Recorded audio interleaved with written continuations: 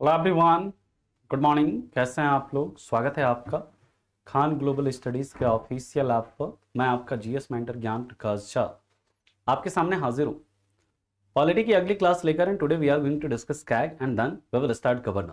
आज हम लोग कैग को पहले फिनिश करेंगे, फिर हम लोग गवर्नर स्टार्ट करेंगे। गुड मॉर्निंग विशाल, चंदन, हीना, श्वेता, सूरज, ओमकार, अजेंद्र, आनंद, राकेश, आयुष, आदित्य, मंगेश। चलिए तो स्टार्ट करते हैं। लास्ट क्लास में हम लोग देख रहे थे कैग। कल हम लोगों ने ब्रिटिश और इंडियन कैग का डिफरेंस देखा कि what is difference between British and Indian CAG. British CAG के पास क्या है? ऑडिट और कंट्रोल दोनों का अधिकार है। इंडियन कैग के पास सिर्फ और सिर्फ क्या है? ऑडिट का अधिकार है। सेकंड, ब्रिटिश पार्लियामेंट जो है वहां पर खर्चे को होने से पहले वो क्या कर लेता है? ऑडिट कर लेता है, और यहां पर खर्चे के बाद ऑडिट करते हैं। और तीसरा, ब्रिटिश कैग जो है वहां पर पार्लियामेंट का मेंबर है, लेकिन जो इंडिया में जो कैग है वो पार्लियामेंट का मेंबर नहीं है। ये बेसिक डिफरेंस है किसके किसके बीच में? ब्रिटिश और इंडिया के कैग के बीच में। Now constitutional provision related to CAG, constitutional provision of CAG. तो सबसे पहला है आर्टिकल 148। आर्टिकल 148 ये कहता है CAG is appointed by president on advice of CAG is appointed by president on advice of council of minister। Second, यहीं पे याद रखिएगा, ये कहता है oath of CAG is administered, यानी कैग को ओथ कौन दिलाते हैं? प्रेसिडेंट। यानी कैग को जो उनके पद की शपथ ये कौन दिलाते हैं? प्रेसिडेंट। याद रखिएगा salary and service condition. Salary and service condition यानी कि इनका जो सैलरी है, इनकी जो सर्विस कंडीशन है, इनकी जो सेवा शर्तें हैं, service condition of CAG is decided by, CAG is decided by whom? Decided by parliament.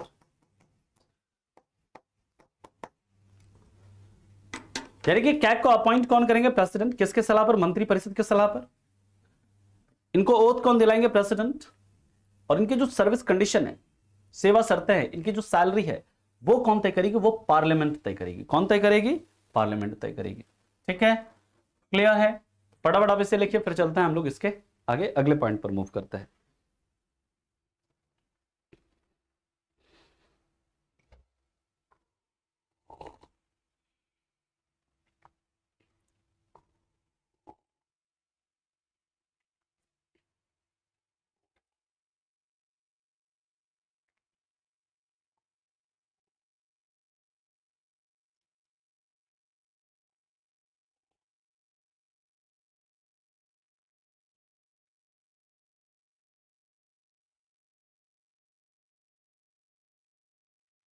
Clear है? यहां तक सभी ने लिख लिया?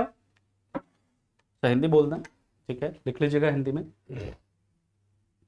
कैग की नियुक्ति राष्ट्रपति के द्वारा मंत्री परिषद के सलाह पर की जाती है।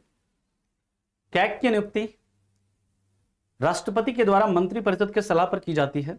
दूसरा का लिख लीजिएगा हिंदी, कैग को उनके पद की शपथ राष्ट्रपति दिलाते हैं। और तीसरा लिख लीजिएगा, कैग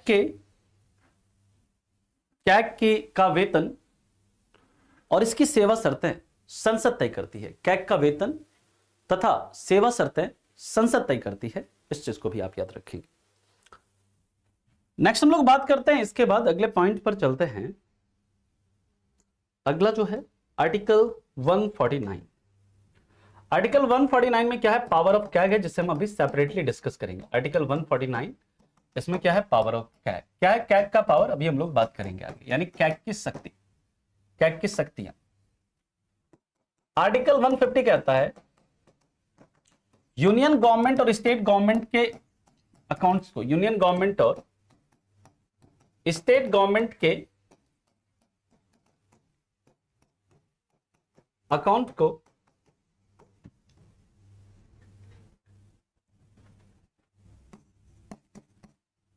उसी तरीके से मेंटेन किया जाएगा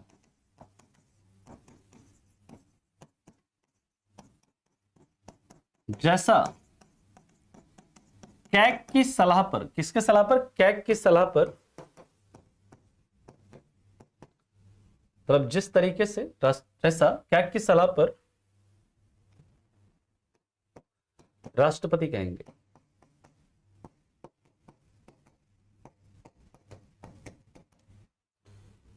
यानी कि सेंट्रल गवर्नमेंट का जो अकाउंट है,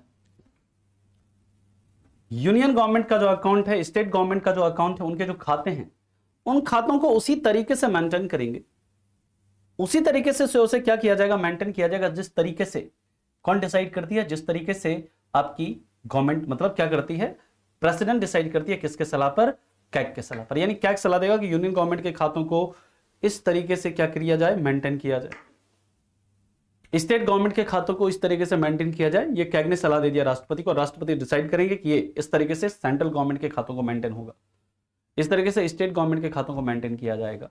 ओके, अरिजीत सिंह जी देखियो, देखो इसका सबसे अच्छा, मेरे कहने से कुछ नहीं होगा, है ना अरिजीत, इसका सबसे बेस्ट है कि आप किसी भी पीसीएस के, कोई भी पीसीएस का पेपर उठाइए, प्रीवियस ईयर के 10 साल के क्वेश्चन उठाइए, उसमें पॉलिटी के क्वेश्चन देख लीजिए आप। अगर बन रहे हैं तो मतलब ये नॉट्स इनफ है ना, और नहीं बन रहे हैं तो नहीं है, ठीक है। लेकिन नॉर्मली आपको जो, जब हम अब सीडीएस सीएपीएफ है ना, इसके लेवल का करा तो पीसीएस के क्वेश्चंस आराम से हो जाएंगे, है ना। किसी भी आप स्टेट के पीसीएस का पेपर लिखते हैं, कोई भी स्टेट है, ठीक है, तो आप उसके क्वेश्चन आराम से, मतलब मोर देन 90% क्वेश्चन आप आराम से कर लेंगे।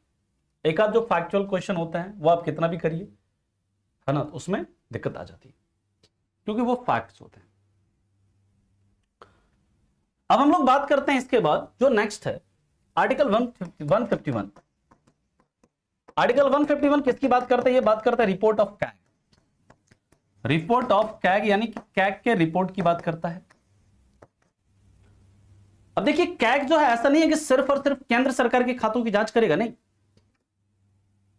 ऐसा कोई जरूरी नहीं है कि कैग सिर्फ राज्य के सरकार के खातों की जांच करेगा। राज्य के लिए अपना कैग अलग नहीं होता, राज्य में अलग कैग नहीं होता है। जैसे मैंने बताया था कि केंद्र में अटॉर्नी जनरल ऑफ इंडिया है और राज्य में क्या है, एडवोकेट जनरल ऑफ स्टेट है। बताया था ना कि हाईएस्ट लीगल ऑफिसर इंडिया का कौन, attorney general of India, central government का। और स्टेट गवर्नमेंट में क्या होता है, एडवोकेट जनरल ऑफ स्टेट होता है, राज्य का महाधिवक्ता होता है। तो सर क्या ऐसा राज्य में भी होता है क्या कि केंद्र का अपना अलग कैग होगा, राज्य का अपना अलग कैग होगा? नहीं, याद रखिएगा पूरे देश का एक ही कैग होगा। और यही कैग क्या करेगा, केंद्र सरकार के खातों की भी जांच करेगा, राज्य सरकार के खातों की भी जांच करेगा। अब जांच करेगा भैया तो उसका एक रिपोर्ट भी बनाएगा ना,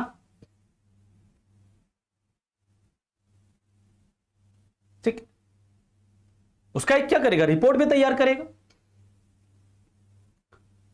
राज्य सरकार का जो खाता है, राज्य सरकार के खातों का रिपोर्ट भी तैयार करेगा।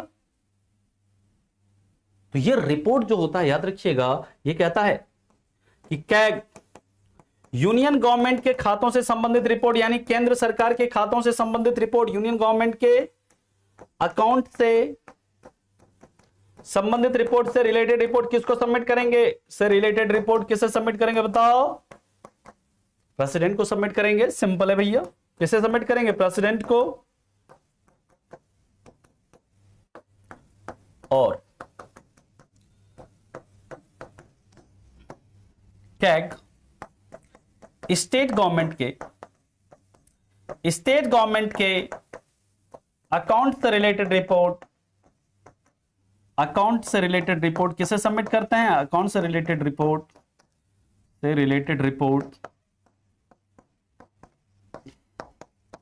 किसे सबमिट करते हैं, गवर्नर को सबमिट करते हैं। रिलेटेड रिपोर्ट किसे सबमिट करते हैं, गवर्नर को सबमिट करते,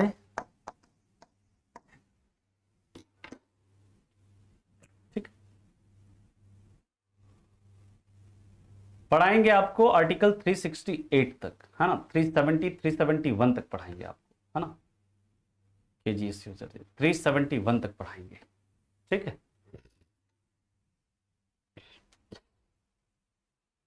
जो लद्दाख वाला जो डिमांड उठ रहा है ना 371 वाला, वहां तक पढ़ाएंगे।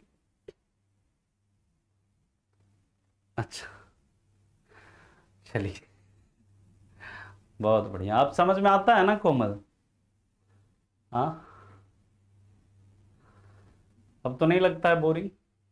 पॉलिटी प्रीवियस कर चुके हैं सर, 80% लग जाता है, लगता है अभी खत्म हो जाने तो 90 तक पहुंच जाएगा। और एक आध क्वेश्चन ना कितना भी पढ़ लो नहीं लगेगा, है ना? एक आध क्वेश्चन जो है ना, अगर हम भी पेपर में बैठ जाएंगे जाके तो हमसे भी एक क्वेश्चन नहीं होगा, क्योंकि एक आध क्वेश्चन ऐसा रहता है जो कि नहीं बनाने के लिए होता है। ठीक, चलिए।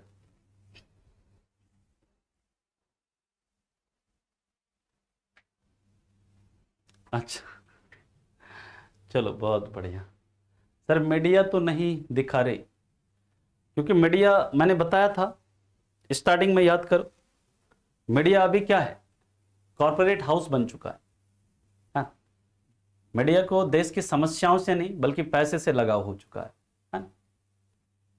तो मीडिया मीडिया का जो काम है वो कर कहाँ रही है? वो तो बिजनेस, है ना, बिजनेस कर रही है ना? चलिए आगे चले हम लोग।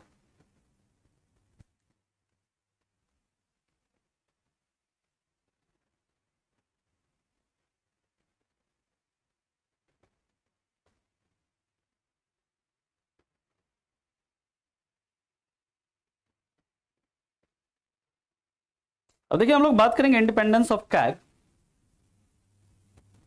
ठीक, इंडिपेंडेंस ऑफ कैग की बात करते हैं अब हम लोग। देखिए, कैग का जो पद है ना, यह पद इतना महत्वपूर्ण है कि इस पद का स्वतंत्र होना जरूरी है। अगर यह पद इंडिपेंडेंट नहीं रहा, फिर आपका पैसा कहां यूज हो रहा है, ठीक से यूज हो रहा है, नहीं यूज हो रहा है, आपको पता ही नहीं चलेगा। जो सरकार के अंदर जो भ्रष्टाचार हो रहा है उसके बारे में आपको पता ही नहीं चलेगा। जब 2010, याद करिए, 2009 से जो 2014 का जो टेन्योर था कांग्रेस का, इसके हारने का सबसे बड़ा वजह क्या है? कि उस दौरान इतने घोटाले हुए गवर्नमेंट में, CWG घोटाला, कॉमनवेल्थ गेम का घोटाला, 2G घोटाला, ये घोटाला, वो घोटाला, अलग अलग प्रकार के घोटाले हुए, और उसी के कारण गवर्नमेंट को क्या खोना पड़ा? अपना गवर्नमेंट जो है, मेजोरिटी से गवर्नमेंट क्या हो गई, जब चुनाव हुआ तो वो हार गई। और याद रखिएगा, ये सब पता कैसे चला, इस भ्रष्टाचार का उजागर कैसे हुआ? तो वो उजागर हुआ किससे? कैग की रिपोर्ट से। उस समय कैग हुआ करते थे क्या? विनोद राय, जो विनोद राय कैग हुआ करते थे उस समय भारत के, और उन्होंने एक बहुत किताब भी लिखी थी अपने उस टेन्योर के, जब तक वो कैग थे उसके ऊपर उन्होंने एक किताब भी लिखी थी, not only an accountant, not only an accountant, ये किताब भी लिखी थी उन्होंने अपने टेन्योर के दौरान, और बताया था कैसे कैसे घोटाले हुए हैं। तो याद रखिएगा, ये जो कैग है, कैग के पद का इंडिपेंडेंट होना क्या है, बहुत जरूरी है। अगर ये इंडिपेंडेंट नहीं रहेगी तो ये सरकार क्या करेगी? इसके ऊपर प्रेशर डालेगी, सरकार इसको सही से काम नहीं करने देगी, और सरकार के जो मतलब जो भी अगर कोई घोटाला, कोई भी करप्शन है, कोई भ्रष्टाचार है, तो वो बाहर नहीं आ पाएगा। इसलिए इस पद को इंडिपेंडेंट बनाएगा। और इस पद के बारे में डॉक्टर बी आर अम्बेडकर ने कहा कि ये हमारे संविधान के अंदर मौजूद सबसे महत्वपूर्ण पद है, क्योंकि ये गार्जियन है किसका? पब्लिक पर्स का। ये गार्जियन है, लोगों का पैसा आखिर सही चीज में खर्च हो रहा है या नहीं हो रहा है। क्लियर? याद रखिएगा, जब हम लोग बात करते हैं इंडिपेंडेंस ऑफ कैग की, तो CAG is appointed by president. ये किसके द्वारा अपॉइंट होता है? प्रेसिडेंट के द्वारा अपॉइंट होता है। इनको सिक्योरिटी ऑफ टेनर दिया गया है। इनका जो टर्म है, याद रखिएगा कितना है इनका टर्म, या तो 6 ईयर या 65 year, which ever is the earlier, जो पहले पूरा हो जाए, विच एवर इज अर्लियर, या तो 65 साल या 6 साल, जो पहले पूरा हो जाएगा, ये क्या होंगे? अपने पद से हट जाएंगे।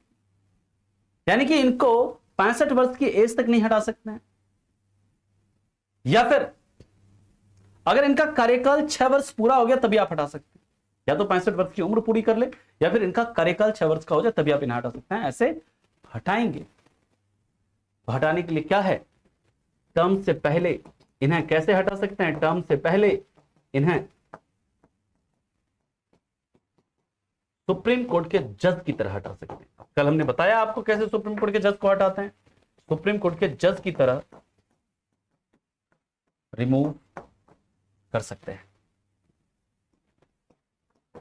दोस्तों याद रखिएगा, इनकी जो सैलरी होती है ना कैग की सैलरी कौन डिसाइड करता है, salary of CAG is decided by parliament. अभी आपको बताया salary of CAG is decided by parliament, यानी कि इनकी सैलरी जो है ये पार्लियामेंट के द्वारा डिसाइड की जाती है। और इनकी सैलरी याद करिए, चार्ज द एक्सपेंडिचर जब मैं आपको बता रहा था तो वहां पर मैंने बताया था कि इनकी सैलरी भारत की संचित निधि पर, इनकी salary consolidated fund of India पर कैसी, इनकी salary consolidated fund of India पर क्या है, चार्ज द एक्सपेंडिचर है, चार्ज एक्सपेंडिचर है, यानी कि क्या है, भारित व्यय है। चार्ज एक्सपेंडिचर है यानी कि क्या है, भारित व्यय है। नहीं 6 ईयर नहीं है वहां पे, ठीक है ना, वहां पर 6 ईयर नहीं होता। सीजीआई या जज जो सुप्रीम कोर्ट के जज हैं, सीजीआई हैं, वहां पर 65 ईयर होता है, वहां पर ये ईयर नहीं होता, हाँ 6 ईयर नहीं होता, ठीक है। वहां पर जब तक वो 65, मान लीजिए कि अगर आप 50 साल की उम्र में सुप्रीम कोर्ट के जज बन जाते हैं, ठीक है, आप 15 साल तक, यानी कि 15 साल तक आप रह सकते हैं सुप्रीम कोर्ट में जज। अगर आप मान लीजिए 40 साल की उम्र में सुप्रीम कोर्ट के जज बन जाते हैं, आप 25 साल तक सुप्रीम कोर्ट में जज रह सकते हैं। मतलब 25 साल तक आपको सुप्रीम कोर्ट से नहीं हटाएंगे तो वही प्रोसेस फॉलो करना पड़ेगा। लेकिन अगर आप कैग है, मान लीजिए आप कैग 50 साल की उम्र में बन गए तो 6 साल जैसे पूरा होगा आपको हटा दिया जाएगा। या फिर मान लीजिए आप अगर 62 साल की उम्र में कैग बन गए, जैसे 3 साल में 65 साल पूरा हुआ आपको हटा दिया जाएगा। क्लियर? याद रखिएगा। दूसरा ये वाला पूछ रहे हो, बात अब समझ में आ गई रोशन जी। मान लो कि अगर तुम 62 साल में कैग बनते हो, 3 साल तुम्हारा पूरा हुआ, 65 साल हुआ, तुम हट जाओगे पद से। और मान लो तुम 50 साल के हो, तुम कैग अपॉइंट हो गए, तुम्हारा 6 साल का टेनर पूरा होगा, 56 साल के हो गए, हट जाओगे। यानी कि जो पहले पूरा हो जाए, या तो 65 साल या 6 साल का टर्म, जो पहले पूरा हो जाएगा वो हट जाएंगे आप पद से, ठीक। क्योंकि उनके बाद उनका एज 65 साल हो जाएगा शिवम जी, इसलिए, ठीक है। क्लियर है?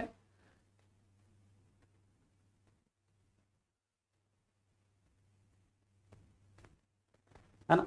नीतीश होने का तो हो सकते हैं, तो ठीक है, लेकिन वो क्या होता है, इनका जो पद, हमारे संविधान ने इनके पद को इंडिपेंडेंट बनाया, ठीक है। इंडिपेंडेंट तो कई सारे पद है, लेकिन क्या कई सारे पद क्या इंडिपेंडेंटली बाइज, मतलब बिना बाइज के काम करते हैं? नहीं, वो बाइज होकर के काम करते हैं, ठीक है। चलिए, कैग जो है क्या होता है, एलिजिबिलिटी इसके लिए, मतलब कि एक क्या होता है, मतलब पब्लिक ऑफिसर होते हैं, है ना, गवर्नमेंट ऑफिसर होते हैं, सरकारी अधिकारी होते हैं, मतलब कि सीनियर आईएएस होते हैं, है ना, ये होता है। इसके लिए कोई ऐसा पर्टिकुलर हमारे संविधान में ऐसा कोई इनके लिए एलिजिबिलिटी नहीं दिया गया है, क्योंकि इनको रिमूव टर्म, इनको सिक्योरिटी ऑफ टेनर दिया गया है ना नितिन जी, कि इनको टर्म से पहले आप अगर हटाएंगे तो उसके लिए आपको कठिन प्रक्रिया से गुजरना पड़ेगा, एक डिफिकल्ट प्रोसेस से गुजरना पड़ेगा। ये मतलब कि प्राइम मिनिस्टर के कहने पर, यानी कि प्राइम मिनिस्टर अगर कह देंगे इसे हटाओ, ये नहीं हटेंगे अपने पद से। इनकी जो सैलरी है, इनकी सैलरी चार्ज एक्सपेंडिचर है, यानी कि इनको सैलरी लेने के लिए पार्लियामेंट में कोई वोटिंग की जरूरत नहीं होगी, बिना पार्लियामेंट में वोटिंग के इनको सैलरी दी जाएगी, ठीक है। ये क्या है, ये इनका इंडिपेंडेंस है, ये ताकि इंडिपेंडेंटली काम कर सके, बिना डर के काम कर सके, एक बार अपॉइंट हो गए तो, है ना। अपॉइंट होने के बाद ये बिना डर के काम कर सके, ठीक है। इनको ये डर ना रहे कि अगर मैं गवर्नमेंट के खिलाफ डिसीजन लूं तो मुझे हटा दिया जाएगा। हटाएंगे तो हटाने के लिए आपको डिफिकल्ट प्रोसेस से गुजरना पड़ेगा, तभी आप हटा सकते हैं, ऐसे नहीं। इनको ये डर ना हो कि हमारी सैलरी नहीं दी जाएगी, सैलरी हमारी रोक दी जाएगी, क्योंकि क्यों, इसलिए इनकी सैलरी को क्या बनाया गया, चार्ज एक्सपेंडिचर बनाया गया है, ठीक।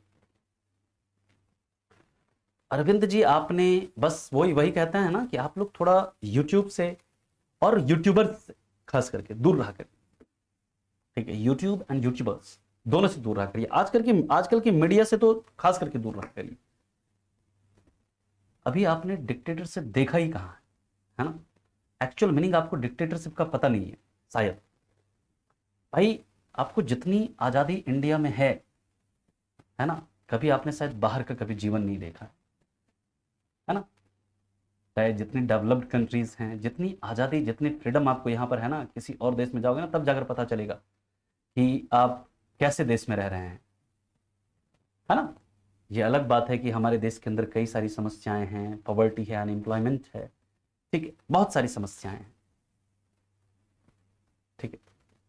और उसके लिए मतलब गवर्नमेंट प्रयास कर रही है ना, बिकॉज ऑफ रिसोर्सेज, संसाधन के कारण, मतलब संसाधन की कमी के कारण या फिर जो भी रीजन, इन समस्याओं से निजात नहीं मिल रहा।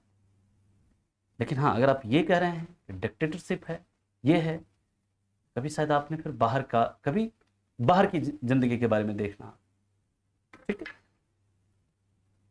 खैर, ये ये मेरा वो है। आप, मेरा कहने का मतलब है कि आप जो आजकल के मीडिया वाले हैं, आजकल के जो यूट्यूबर्स हैं अलग अलग प्रकार के, है ना, उनसे आप दूर रहा करिए, ठीक है।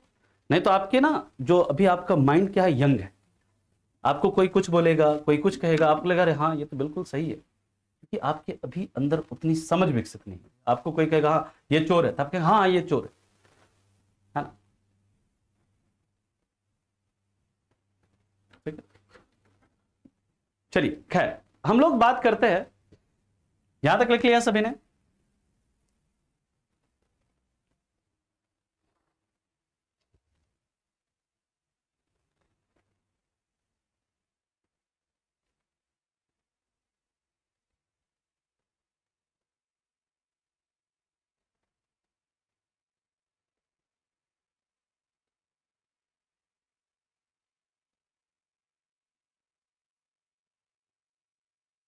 चलिए नेक्स्ट हम लोग बात करते हैं अगला।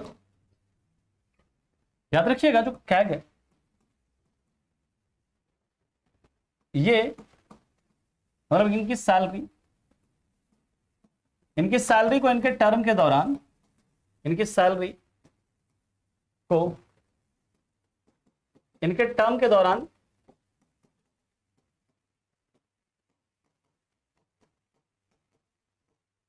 ना तो काट सकते हैं, ना रिड्यूस कर सकते हैं, ना तो काट सकते हैं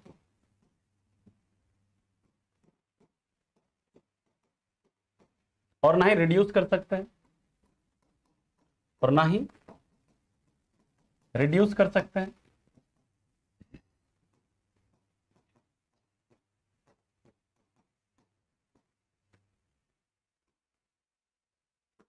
कैग रिटायर होने के बाद सेंट्रल या स्टेट गवर्नमेंट में, सेंट्रल या स्टेट गवर्नमेंट में किसी पोस्ट को होल्ड नहीं कर सकते,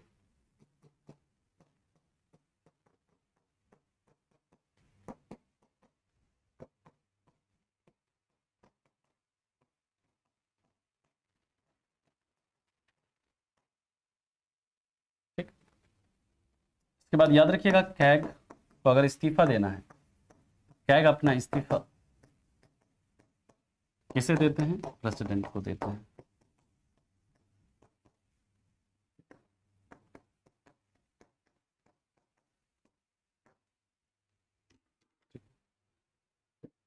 कॉन्सोलिडेटेड फंड ऑफ इंडिया। चलिए, यहां तक लिख लीजिएगा, फिर चलते हैं इसके आगे, अगले पॉइंट पर हम लोग मूव करते हैं।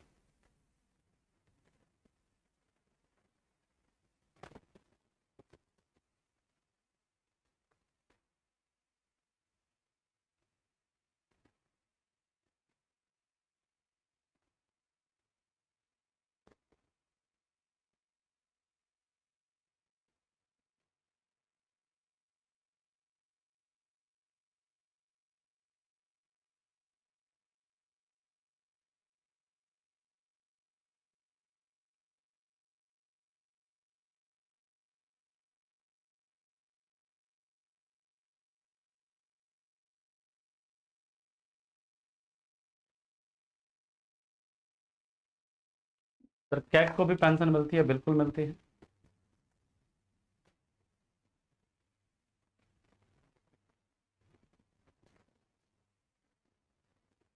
यहां तक किसी को कोई दिक्कत?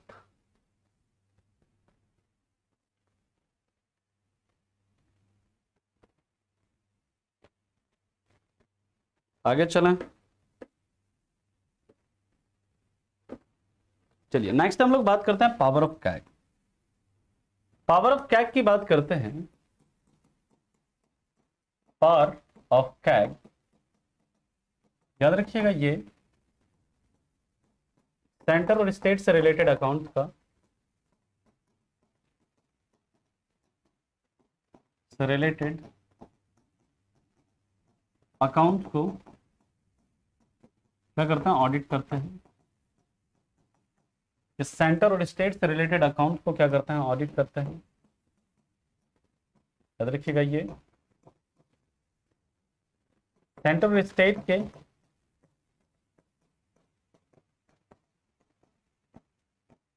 कॉन्सोलिडेटेड फंड,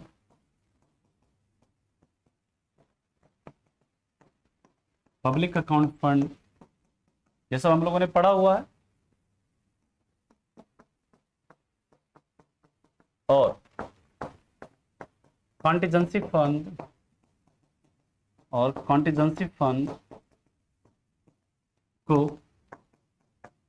ऑडिट करते हैं।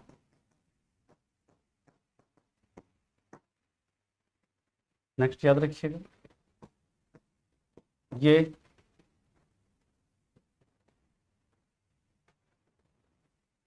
सरकार के द्वारा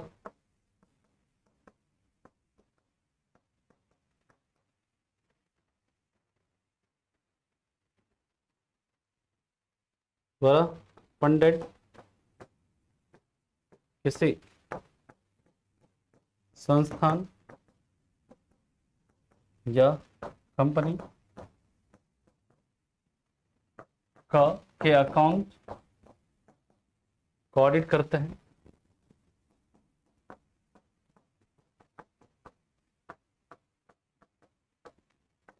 ये सेंटर और स्टेट गवर्नमेंट के बैलेंस शीट को, या सेंटर और स्टेट गवर्नमेंट के बैलेंस शीट को ऑडिट करते हैं।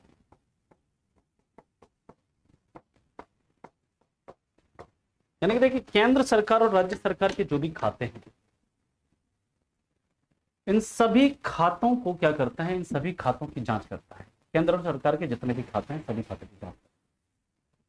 केंद्र सरकार का कंसोलिडेटेड फंड है, कॉन्टिजेंसी फंड है, पब्लिक अकाउंट फंड है। इसी तरह राज्य सरकार का कंसोलिडेटेड फंड है, पब्लिक अकाउंट फंड है, कॉन्टिजेंसी फंड है।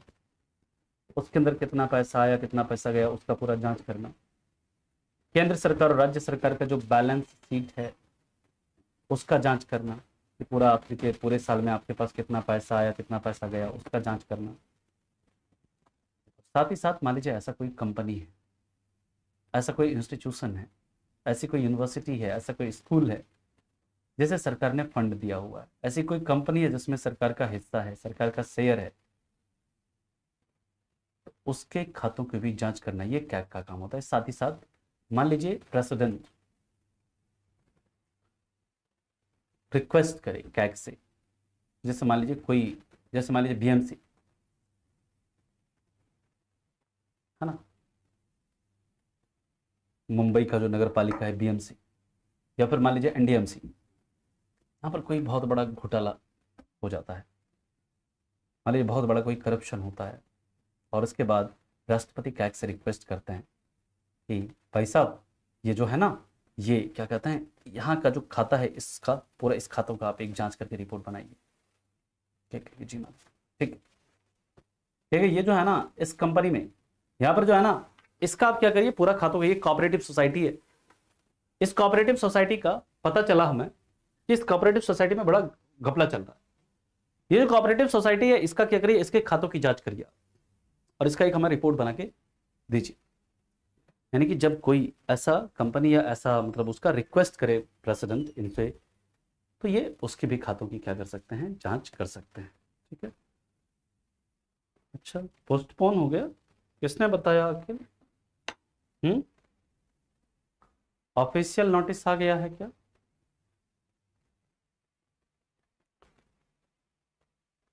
यहां तक किसी को कोई दिक्कत कोई परेशानी है तो बताइए। ये है पावर ऑफ कैग। अब हम लोग इसके रिपोर्ट की बात करते हैं। सर इसका रिपोर्ट कब रिलीज होता है? ठीक है, ये हर साल रिलीज करते हैं, है ना। आप डालिएगा रिपोर्ट ऑफ कैग ऑफ 2023। ठीक है, हाँ एक तरह से भारत सरकार के सीए कह सकते हैं डेफिनेटली।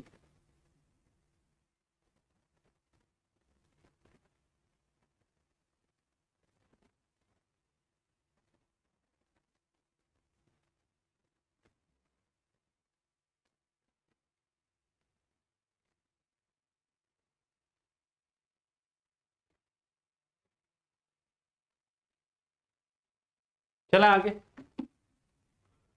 ये फालतू की अफवाह मत फैलाइए, है ना। यहाँ पर आकर जो भी बच्चा फैला रहा है ये अफवाह गलत है। चलिए अब हम लोग रिपोर्ट ऑफ कैग की बात करते हैं।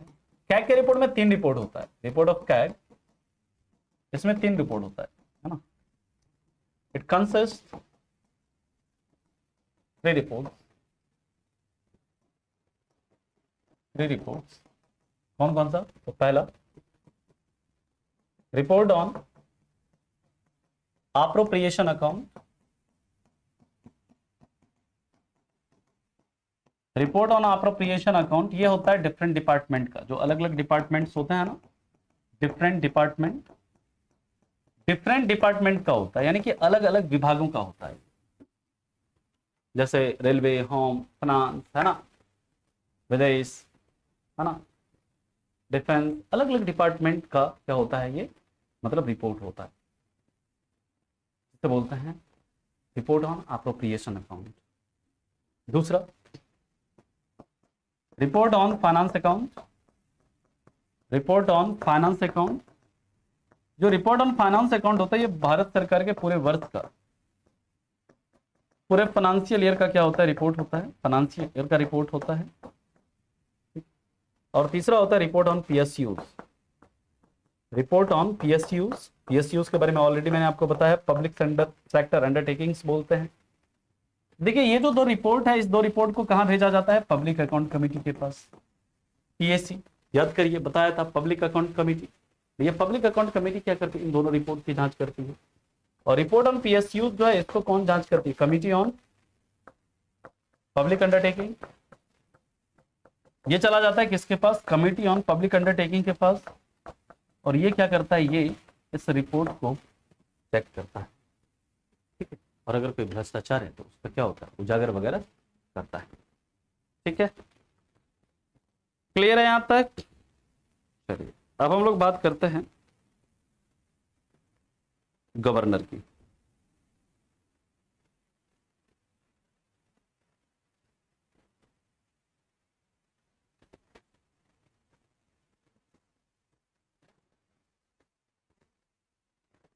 यहां तक किसी को कोई दिक्कत है, कोई परेशानी है तो बताइए।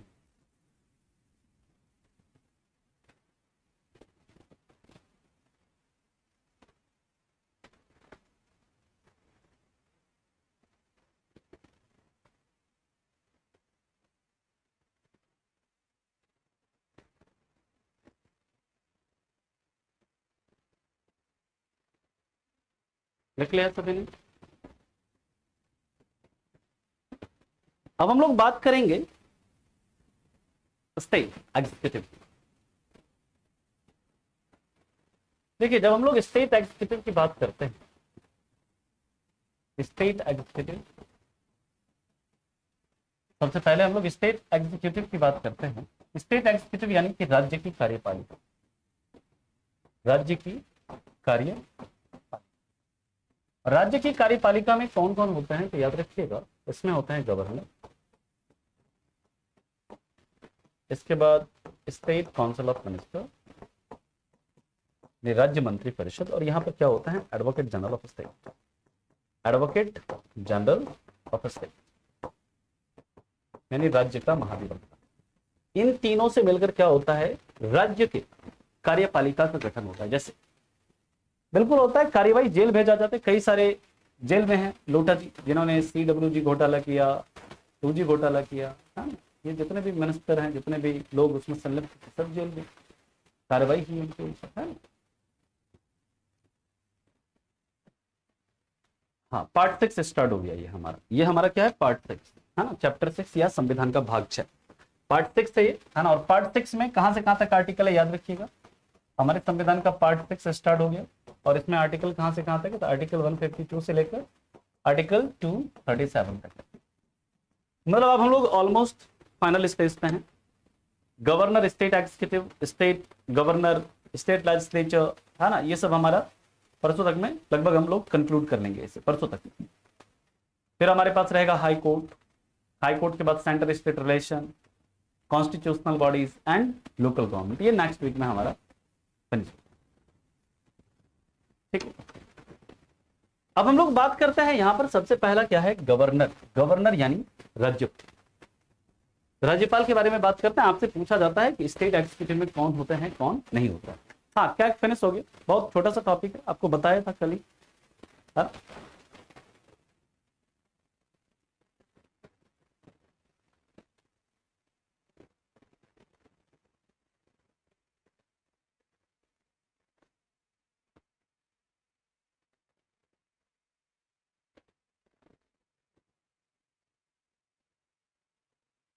आगे चलें,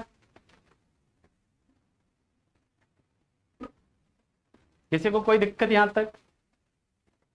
तो सबसे पहला है गवर्नर। गवर्नर यानी राज्यपाल।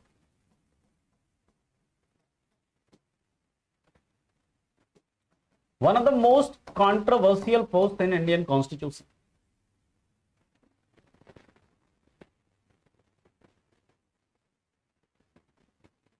हमारे संविधान के अंदर जो, मतलब सबसे कंट्रोवर्शियल पोस्ट कह सकते हैं, और साथ ही साथ केंद्र और राज्य के बीच विवाद का एक प्रमुख कारण भी कह सकते हैं।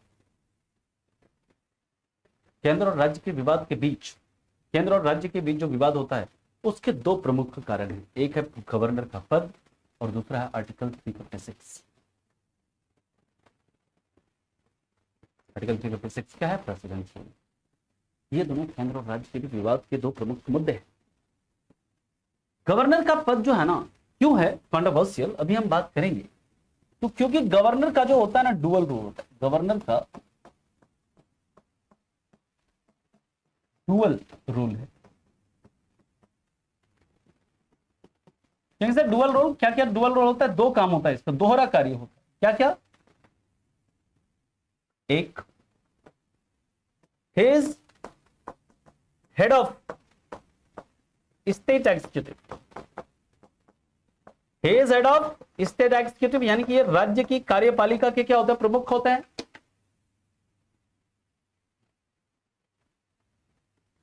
चारा का मतलब क्या होता है अरविंद? जो जानवरों को दिया जाता है, और उस चारे को लेकर जो मतलब घोटाला हुआ था, उसी को चारा घोटाला बोलते हैं। चारा घोटाला का इतिहास देखना है, चारा घोटाला डाल दीजिएगा, पूरा स्टोरी मिल जाएगा अरविंद जी आप। ठीक है, दूसरा, उसी घोटाले के चक्कर में तो लालू यादव जी जेल में थे। दूसरा याद रखिएगा, he agent of centre in state, यानी राज्य के अंदर, स्टेट के, राज्य के अंदर क्या होते हैं, केंद्र के एजेंट होते हैं। राज्य के अंदर केंद्र के आंख और कान होते हैं ये, eye and ear of centre in state, जो कि देखते रहते हैं स्टेट के अंदर की सारी बात जो है, सारी चीज जो है, वो संविधान के अकॉर्डिंग चल रही है कि नहीं चल रही है, संविधान से संगत है या नहीं है। और अगर नहीं होता है तो ये, अरे नहीं भाई, वो RBI का गवर्नर होता है। तुम किस क्लास में हो रोशन हजम? हाँ, किस क्लास में हो तुम, मतलब किस, मतलब 12वीं सब पास करके आए हो, या बस ऐसे चीटिंग वगैरह करके करके पास कर गए क्या? तुम्हें ये नहीं पता है कि रुपए के नोट पर आरबीआई के गवर्नर का हस्ताक्षर होता है? इतनी बेसिक सी जानकारी, जनरल अवेयरनेस का चीज है ये। शर्म करो थोड़ी सी। यहां तक किसी को कोई दिक्कत है, कोई परेशानी है तो बताइए, इसके बाद हम लोग चलते हैं अगले पॉइंट। हाँ, ये तो पहली क्लास का बच्चा पूछे तो, 5वीं क्लास का बच्चा पूछे तो समझ में आता है। तो 12वीं पास हो गए हो, है ना, या फिर अगर सीडीएस के बच्चे हो तो ग्रेजुएशन भी कर लिया होगा तुमने।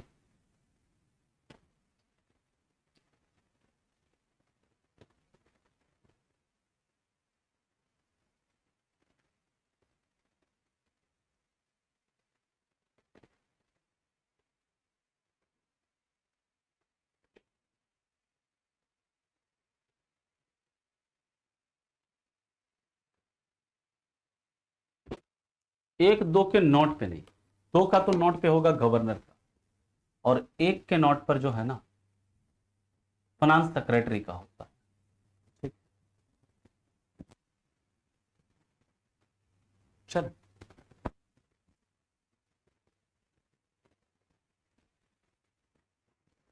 तुम दीपू जी, तुम्हारा मतलब ये क्या चल रहा है अभी?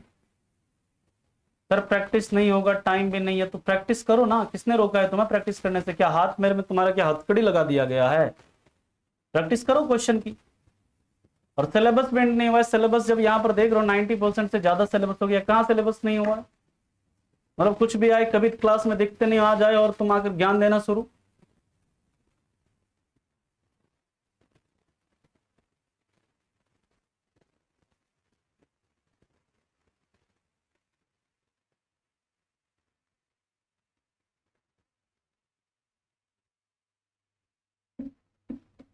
किसका सिलेबस तुम्हारा फिनिश नहीं हुआ? Yes, governor is same as president in centre. जैसे सेंटर में प्रेसिडेंट है उसी तरह राज्य में गवर्नर है। लेकिन गवर्नर साथ ही साथ वो तो मतलब स्टेट एग्जीक्यूटिव का तो हेड है ही, साथ ही साथ वो क्या है, सेंटर का एजेंट भी है। कहां पर? स्टेट के अंदर। वो स्टेट के अंदर देखेगा कि कोई चीज गड़बड़ तो नहीं चल रही है। कोई गड़बड़ चीज अगर होगी तुरंत वो रिपोर्ट बना के प्रेसिडेंट को भेज देंगे, प्रेसिडेंट साहब यहां पर क्या लगाइए, प्रेसिडेंट रूल इंपोज कर दीजिए।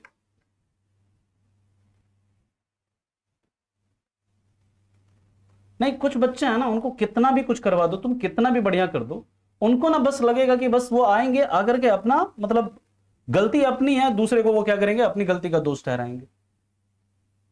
कभी क्वेश्चन करके भी देखो।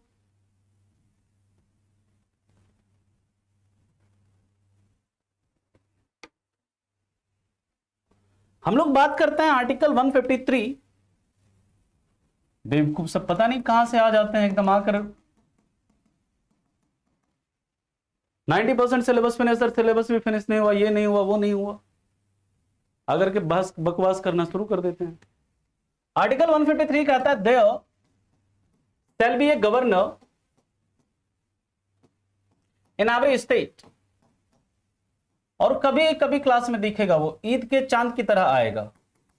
रेगुलर जो बच्चा क्लास में रहे वो 1 सेकंड के लिए बोले भी ना तो समझ में भी आता है कि हाँ नहीं भाई इसकी बात जायज है। 10 दिन में एक बार दिखेगा, वीक में एक बार दिखेगा। ये कहता है आर्टिकल 153 कहता है कि हर राज्य में क्या होगा, एक गवर्नर होगा अपना। हर राज्य में अपना एक गवर्नर होगा। ठीक। लेकिन 7वां संविधान संशोधन, आपको पहले भी मैंने बताया था, 7th constitutional amendment act of 1956, इसने क्या प्रोविजन किया? कहा कि same person can be appointed, same person can be appointed as governor, same person can be appointed as governor of 2 or more state.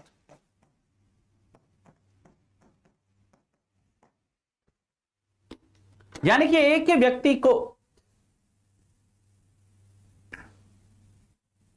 एक ही व्यक्ति को 2 या 2 से ज्यादा राज्यों का क्या कर सकते हैं, गवर्नर अपॉइंट किया जा सकता है। क्या सर इससे मसला नहीं होगा? किस तरह का मसला सर? सैलरी वाला मसला। इससे तो दिक्कत हो जाएगी ना, गवर्नर को सैलरी कौन देगा?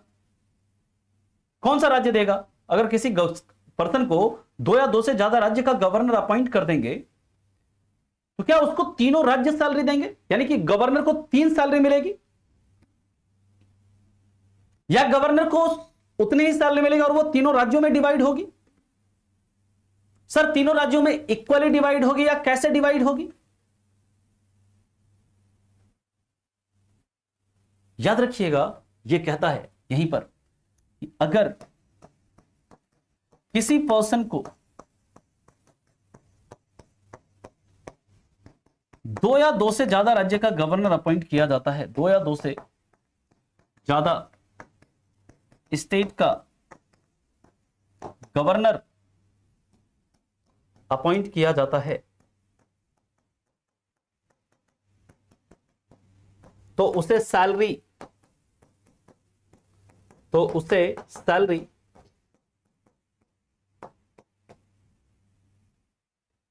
उन राज्य के द्वारा उसी अनुपात में दी जाएगी, उन राज्य के द्वारा उसी अनुपात में दी जाएगी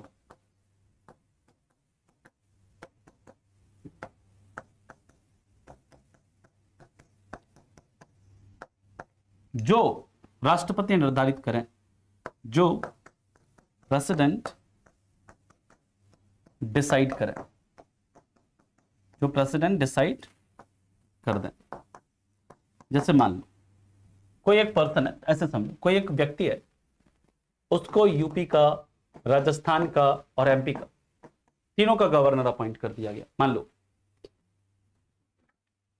कोई व्यक्ति है, उसको तीनों का गवर्नर अपॉइंट कर दिया गया। अब सैलरी तो एक ही सैलरी, ऐसा नहीं कि गवर्नर को 3 सैलरी मिलेगी, गवर्नर का जो सैलरी है वो उतना ही मिलेगा। और मान लो कि गवर्नर का सैलरी है मान लो 100 रुपए, मान लो मानने के लिए है 100 रुपए मान लीजिए, और प्रेसिडेंट ने कह दिया कि जो गवर्नर को सैलरी है वो 4:3:3 ऐसे मिलेगी। यानी कि 40 रुपया जो है यूपी देगा, 30 रुपया राजस्थान देगा और 30 रुपया क्या देगा? एमपी देगा, है ना। यानी कि गवर्नर की जो सैलरी है उसका 40% कौन देगा? यूपी। 30% कौन देगा? एमपी। 30% कौन देगा? राजस्थान। ये डिसाइड रेशियो कौन करेंगे? ये डिसाइड करेंगे प्रेसिडेंट, और उसी रेशियो में उनके द्वारा ये सैलरी दी जाएगी। इस चीज को आप याद रखेंगे। क्लियर? चलिए, तो इसे फटाफट आप लिखेंगे, फिर चलते हैं इसके आगे, अगले पॉइंट पर मूव करते हैं।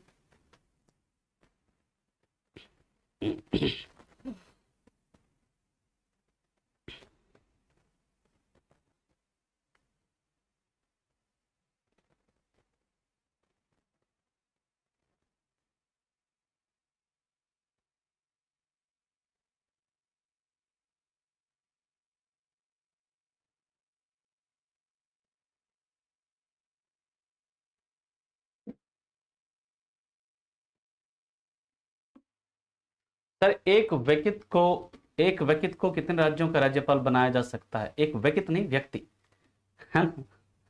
2 या 2 से ज्यादा राज्यों का, कितने भी राज्यों का बना सकते हैं, है ना। ऐसा कोई मैक्सिमम लिमिट नहीं है, ठीक है। सेकंड लाइन कौन सा, ये वाला लाइन या ये वाला लाइन? अच्छा, इसकी हिंदी लिख लो। किसी एक व्यक्ति को 2 या 2 से ज्यादा राज्यों का राज्यपाल बनाया जा सकता है। किसी एक व्यक्ति को 2 या 2 से ज्यादा राज्यों का राज्यपाल बनाया जा सकता है, ठीक है। इसने व्यक्ति को विकेट बना नहीं, चलो।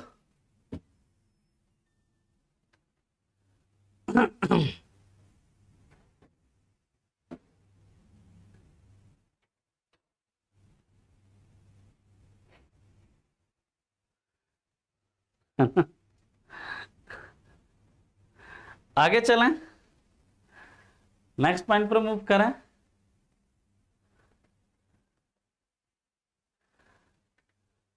चलिए अगले पॉइंट पर हम लोग मूव करते हैं। अगला है आर्टिकल 154। देखो, जैसे आर्टिकल 53 क्या कह रहा था? आर्टिकल 53 कह रहा था ना कि all executive power of union is vested in president, ठीक। All executive power of union is vested in president, यानी कि संघ की सभी कार्यपालिका शक्तियां किसमें निहित होगी? राष्ट्रपति में निहित होगी। इसी तरह आर्टिकल 154 क्या कहता है? All executive power of union, all executive power of state is vested in home, is vested in governor, यानी राज्य की सभी कार्यपालिका शक्तियां किसमें निहित होगी? राज्यपाल में निहित होगी। हिंदी में लिख लीजिएगा। 152 में क्या है? 150 में यह लिखा गया था कि डेफिनेशन ऑफ स्टेट क्या होगा, और उसमें यह लिख दिया गया था कि स्टेट के डेफिनेशन में J&K नहीं आएगा। वो चीज हटा दिया गया, क्योंकि मतलब वहां पर आर्टिकल 152 में लिख दिया गया कि स्टेट के डेफिनेशन में जो है अब J&K नहीं आएगा। ठीक है, ऐसा उसमें लिखा गया। तो वो इंपॉर्टेंट नहीं है, इंपॉर्टेंट रहता तो मैं आपको बता दूं। ठीक है, मैंने क्या बताया कि हर एक आर्टिकल आपको इंपॉर्टेंट आपके लिए नहीं है, जितना इंपॉर्टेंट है वो सब आपको करवा रहे हैं।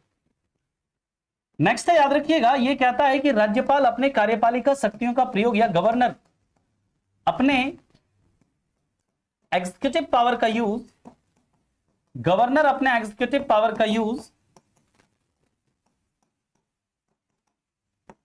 या तो खुद या स्टेट काउंसिल ऑफ मिनिस्टर के सलाह पर करेंगे, स्टेट काउंसिल ऑफ मिनिस्टर के सलाह पर करेंगे।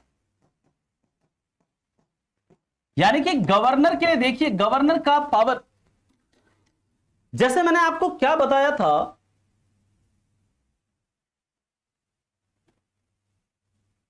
ये कोई भी मेंबर हो सकते हैं संदीप, हमारा संविधान कहता है 50 मेंबर होने चाहिए, कोई भी मेंबर ला सकते हैं। ये कोई नहीं बताता कि रूलिंग है या अपोजिशन है। सामान्यतः ये किसके द्वारा लाया जाएगा? अपोजिशन के द्वारा लाया जाएगा, लेकिन ये रूलिंग के द्वारा लाया जा सकता है, बिल्कुल लाया जा सकता है। ये नॉर्मली रोशन जी एक व्यक्ति को एक ही स्टेट का गवर्नर बनाते हैं, लेकिन कभी कभी क्या होता है कि एक पर्सन को, मान लीजिए कि किसी राज्य के राज्यपाल की डेथ हो गई, किसी राज्य के राज्यपाल ने रिजाइन कर दिया, उस समय क्या होता है? उस समय उस पर्सन को कोई बगल वाला जो स्टेट होता है ना, उसको क्या कर दिया जाता है? उस स्टेट का भी गवर्नर अपॉइंट कर दिया जाता है। नॉर्मली हमारा संविधान कहता है हर राज्य का एक गवर्नर होगा, हर राज्य का, और हर राज्य में एक गवर्नर होते हैं, अलग अलग ही गवर्नर होता है हर राज्य में। लिस्ट आप देख लीजिएगा, अलग अलग राज्य के अलग अलग गवर्नर। लेकिन हमारा संविधान यह भी प्रावधान करता है कि एक पर्सन को एक या दो से ज्यादा राज्य का गवर्नर अपॉइंट कर सकते हैं। बिल्कुल हटाया जा सकता है दीपू जी, थोड़ा सा इंतजार करिए इसके लिए। ठीक, अभी हम गवर्नर की बात कर रहे हैं, पूरा डिटेल में बात करेंगे कैसे हटाया जाता है, कैसे नहीं हटाया जाता है, पूरी चर्चा करेंगे। याद रखिएगा जो इसके बाद कि गवर्नर जो है अपने एग्जीक्यूटिव पावर का यूज या तो खुद या काउंसिल ऑफ मिनिस्टर के सलाह पर करेंगे। जैसा मैंने आपको बताया था सेंटर के केस में कि राष्ट्रपति को मंत्रिपरिषद का सलाह मानना क्या होता है? अनिवार्य होता है। राष्ट्रपति मंत्रिपरिषद के सलाह को मानेंगे और उसी सलाह के अकॉर्डिंग क्या करेंगे, काम करेंगे। वो क्या कर सकते हैं? जो भी सलाह उसे एक बार सिर्फ पुनर्विचार के लिए वापस भेज सकते हैं। लेकिन गवर्नर के केस में ऐसा नहीं है। गवर्नर के लिए मंत्रिपरिषद की सलाह को मानना अनिवार्य नहीं है। यहां पर गवर्नर मंत्रिपरिषद की सलाह को मानने से मना भी कर सकते हैं। ओके, याद रखिएगा दोस्तों। इसके बाद की बात करते हैं आर्टिकल 155। आर्टिकल 155 क्या कहता है? Appointment of governor. और ये गवर्नर की नियुक्ति का प्रावधान ये हमने कहां से लिया? Appointment of governor bye centre. ये चीज कहां से ली है हमने? राज्यपाल की नियुक्ति हिंदी में लिख लीजिएगा और लिख लीजिएगा, governor is appointed by president. Governor is appointed by president on advice of prime minister. Governor is appointed by president on advice of prime minister. Hindi में लिख लीजिएगा, राज्यपाल की नियुक्ति प्रधानमंत्री की सलाह पर, राज्यपाल की नियुक्ति प्रधानमंत्री की सलाह पर कौन करते हैं? राष्ट्रपति करते हैं। ठीक है, बस इतना ही याद रखना। वेरी गुड, कनाडा से लिया है, बहुत अच्छे, अरविंद, शिवम एंड हर्ष। तो फॉर टुडे आज के लिए हम लोग इतना ही रखेंगे। कल हम लोग इस गवर्नर टॉपिक को हम लोग फिनिश कर लेंगे कल, है ना। कल हमारा ये गवर्नर टॉपिक फिनिश हो जाएगा और कल हम लोग बात करेंगे स्टेट काउंसिल ऑफ मिनिस्टर की, फिर हम लोग बात करेंगे स्टेट लेजिस्लेचर की, है ना। अच्छा, चलिए थैंक यू। गवर्नर का इलेक्शन नहीं होता है दीपू, है ना। गवर्नर मान लो कि तुम्हारा भी, अगर तुम्हारे पास भी योग्यता है तो तुमको भी गवर्नर अपॉइंट किया जा सकता है ना। गवर्नर के लिए कोई चुनाव नहीं होता, है ना। गवर्नर इलेक्टेड पोस्ट नहीं है। अभी आएंगे, बात करेंगे आशुतोष जी। गवर्नर को जो सैलरी मिलता है ना, राज्य की संचित निधि से मिलता है। जैसे भारत सरकार का संचित निधि बताया था ना, उसी तरह राज्य का भी अपना संचित निधि होता है, वहां से सैलरी देते हैं उनको। लेकिन जो गवर्नर का पेंशन होता है वो कहां से दिया जाता है? भारत की संचित निधि से। ठीक है, आया समझ में? आर्टिकल 154 का हिंदी, राज्यपाल की, अच्छा हिंदी में कहां पर है, लिख लो। राज्य की सभी शक्तियां राज्यपाल में निहित होती है। राज्य की सभी कार्यपालिका शक्तियां राज्यपाल में निहित होती है ना। राज्य की सभी कार्यपालिका शक्तियां राज्यपाल में निहित होती है। आईएएस, जब आईएएस होता है तब अपॉइंट नहीं हो सकते। आईएएस का पद से हट जाएंगे तब अपॉइंट हो सकते हैं, है ना। और कई सारे गवर्नर ऐसे हैं वर्तमान में भी जो भूतपूर्व आईएएस हैं। पहले भी कई सारे ऐसे गवर्नर रह चुके हैं जो भूतपूर्व आईएएस रह चुके हैं। सर कोई गवर्नर फिर से कोई इलेक्शन लड़ सकता है ना, लेकिन गवर्नर के पद से हटने के बाद लड़ सकता है। ठीक है, power of state is vested in governor, is vested in governor, है ना, इज वेस्टेड इन गवर्नर, ये लिखा हो। चलिए फिर मिलते हैं आपसे कल की क्लास में। कल की क्लास में इसके आगे के मुद्दों की चर्चा करेंगे। बहुत इंपॉर्टेंट क्लास होगी कल की। तब तक के लिए आप लोगों का धन्यवाद। Thank you so much, bye bye, take care and have a good day. Thank you.